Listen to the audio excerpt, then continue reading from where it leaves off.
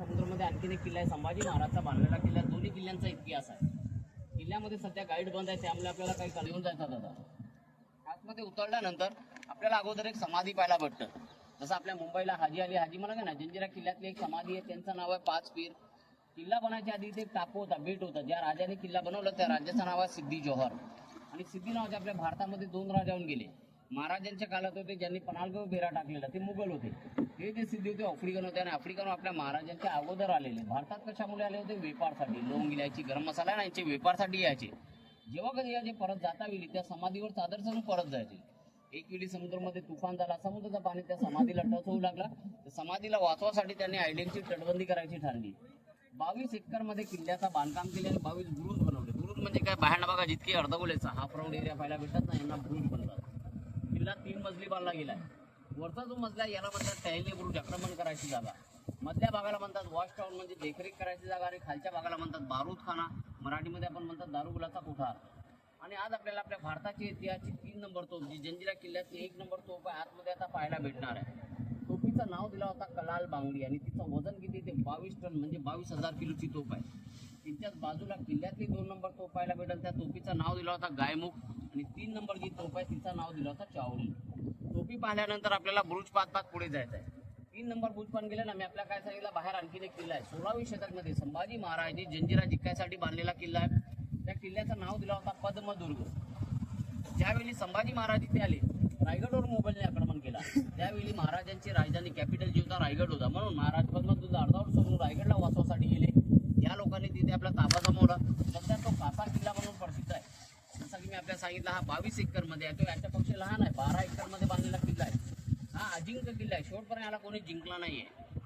त्यानंतर 3 नंबर बुरुजला पुढे नाही जायचं. पुढे गेले वाटण्या भेटणं आपल्याला पॉईंट पाहिजे. पॉईंट पाहण्यासाठी लेफ्ट साईडला डाव्या ताला खाली उतरायचं आहे. वॉच टॉवर पाहणार, बारूदखाना पाहणार. समोर आपल्याला गोर पाण्याचे तले पाहायला भेटते. इथे निसर्गाची लीला आहे, कुदरत. कारण आपण समुद्रामध्ये आणि सर्वांना माहिती समुद्राचं पाणी कसं आहे? खारट आहे, सॉल्टी आहे.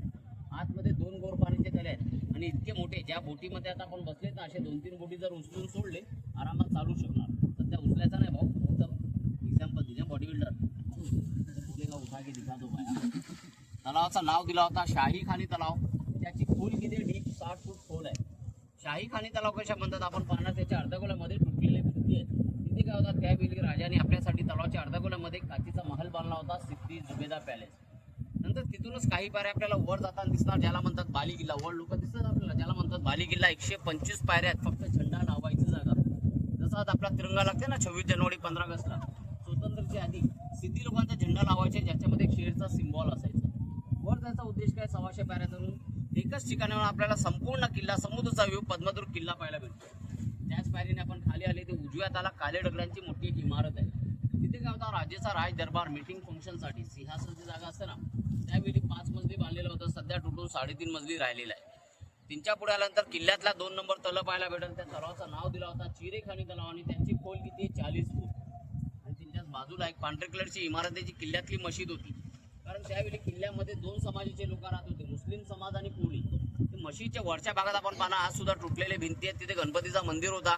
मंदिर कुठे गेला? ज्यावेळी हा किल्ला खाली झाला 1972ला, 72ला, जाता वेळी इकडच्या लोकांनी इकडची मूर्ती काढली, आपल्या बरोबर नेली. जिथून आता आपण तिकीट काढून आले ना, राजपुडी गाव, तिथे तिची स्थापना केली. आणि मेन गेटवर आपल्याला एक चित्र पाहायला भेटतं, सिम्बॉल, 1 शेर आणि 6 हत्ती. जसं आपल्या पैशांवर त्रिमूर्ती, पार्लमेंट, गांधीजी आहेत. किल्ल्यांच्या पैशांवर छापा असायचा, 1 शेर 6 हत्ती. याला म्हणतात राजमुद्र. हे पैसे इथे बाजारसाठी नाही, फक्त गेट पास म्हणून वापर करायचे. म्हणजे किल्ल्यातला कुठला माणूस बाहेर जायचा असला, जाता येईल गेट पास द्यायचे, परत येते चेक करून आत द्यायचे. जर त्याच्याकडे ते पैसे असले तर किल्ल्यातला माणूस नाहीतर मेन गेटवर ठार करायचे. आता याची गरज नाही मॅडम, कोणी महाराज नाही, तिकीट काढून आले ना आपण. आणि बस आपण पाहिला असेल किंवा ऐकला असेल, पुण्या शनिवार वाड्यातून परबतीसाठी एक वाट निघाली, जमीनच्या खालून अंडरग्राऊंड टनल, मराठीमध्ये आपण काय म्हणतात भुयार मार्ग. तसंच त्यावेळी जंजिरा किल्ल्यापासून या समोरच्या गावासाठी एक वाट निघाली होती, जी समुद्राच्या खालना निघायची. आणि ही वाट गावामध्ये कुठे निघायची? हे समोर मोठा गेट दिसतोय काल्या दगडांचा, ही वाट इथे निघायची. आणि याची गरज का वाटली? कुठलाही शत्रू जर किल्ल्याला घेरं टाकलं, ते राजा आणि त्याची प्रजा कुठे जाणार, यांच्या सुविधासाठी इमर्जन्सी एक्झिट करून वाट निघायची भुयार मार्ग. जसं मी आपल्याला सांगितलं की किल्ला शेवटपर्यंत अजिंक्यला कोणी जिंकला नाही. आपण पण इतिहास